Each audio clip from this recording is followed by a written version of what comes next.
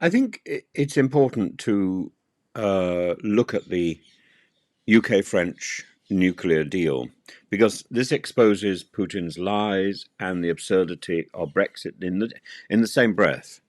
And this is why this is so much more important than the migrant deal, which I think will fall to pieces. The nuclear coordination is historic.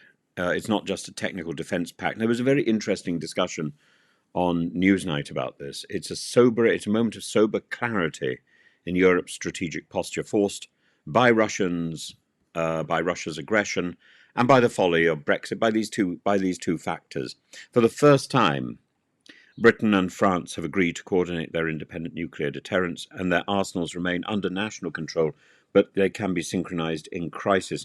And Britain's deterrent is submarine-based, 4 Vanguard-class submarines with Trident missiles moving towards Dreadnought-class boats, and France maintains a mixed sea-air system, Triomphant-class missiles and Rafale jets with nuclear cruise missiles, and the Northwood Declaration commits them to coordination in policy, capability, and operation. A joint nuclear steering group will direct this work. In essence, any extreme threat to Europe will trigger a joint response from both nations. It's a clear signal that Europe can defend itself with or without the United States. So, to be direct, Vladimir Putin has conjured up a monstrous lie. He claims NATO threatened Russia. This is nonsense. Russia's invasion of Ukraine was not defensive, it was imperialistic. Putin gambled that NATO was divided, decadent, and weak.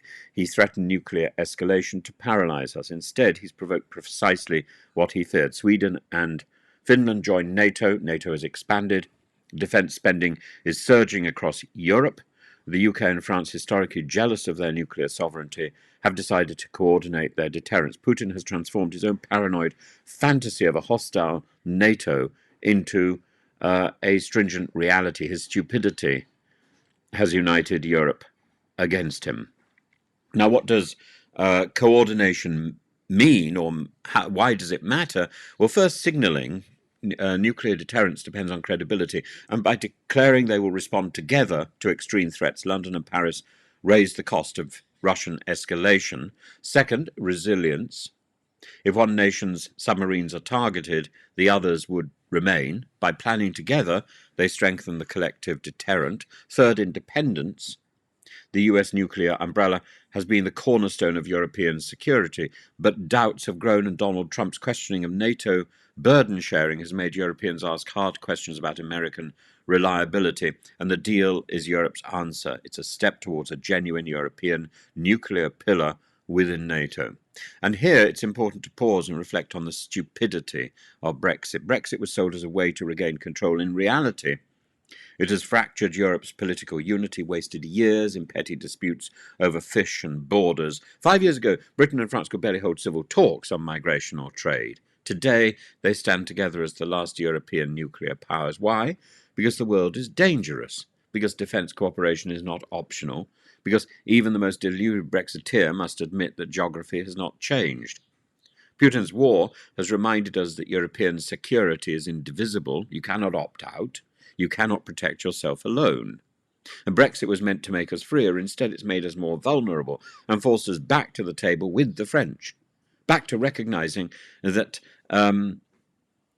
a confederation, back to recognizing that unity is security. The deal is historic because it is honest. It recognizes that Britain and France share the same threats, the same continent, the same responsibilities. It exposes Putin's lie that NATO is aggressive. It's Russia that threatens Europe.